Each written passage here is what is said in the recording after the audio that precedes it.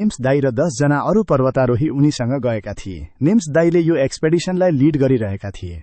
हिमाल चढ्न निकै गाह्रो हुन्छ र यसमा धेरै चुनौतीहरू हुन्छन्। निर्मल पूर्जा नेपालको विश्व चर्चित पर्वतारोही हुन्। जतिसुकै चुनौती भए पनि उनले पटक पटक संसारका अग्ला हिमालहरू सजिलै चढेर देखाएका थिए र उनलाई हिमाल चढ्दाखेरिको चुनौतीहरूलाई कसरी पार गर्न सकिन्छ त्यो कुरा राम्रोसँग थाहा थियो र संसारभरिका हिमाल आरोहण गर्न चाहने मानिसहरू उनको सहयोग लिएर हिमाल चढ्ने गर्थे। यसपटक उनको यात्रा थियो पाकिस्तानमा रहेको ब्रोड पिक हिमालको। निर्मल पूर्जा र अरू 10 जना टोलीहरू ब्रोड पिक हिमाल चढ्न सुरु गर्छन्।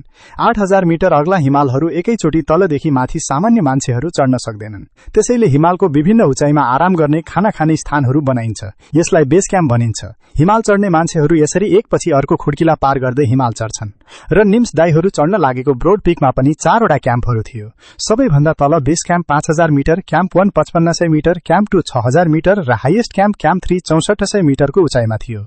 निम्स दाईसँग हिमाल चढ्न हिँडेका सबै 10 जना टोलीहरू ब्रोड पिक हिमालको सबैभन्दा माथिको क्याम्प 3 सफल रूपमा 30 जुलाई 2026 को दिन पुग्छन्, जुन 6400 मिटरको उचाइमा थियो।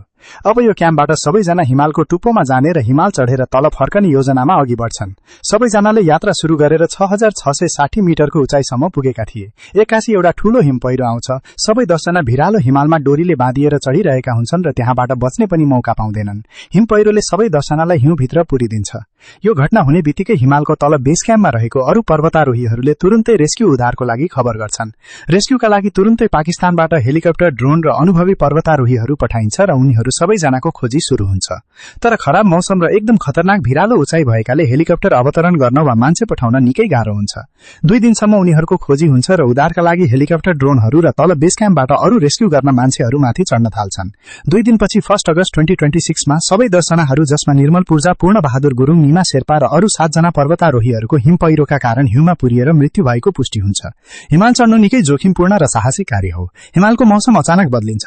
हिमालको उचाइमा अत्यधिक चिसो हुन्छ र चिसोका कारण मान्छेको शरीर सुन्न हुन्छ र फाट्न थाल्छ। हिमालको उचाइमा अक्सिजन एकदमै थोरै हुन्छ र मान्छेको सास फुल्न थाल्छ। हिमाल हिउँले भरिएको भिरालो र डरलाग्दो पहाड हो जुन चढ्नका लागि मानिसको शारीरिक र मानसिक बल पुग्दैन। हिमालको यस्तो बनावटमा ठूलो भिडमा खसेर मृत्यु हुने र लडेर दुर्घटना हुने, हिम पहिरोहरू आएर पुर्ने जस्ता चुनौतीहरू आउँछन्। त्यसैले हिमाल चढ्ने संसारकै सबैभन्दा साहसीपूर्ण काम मध्ये एक हो।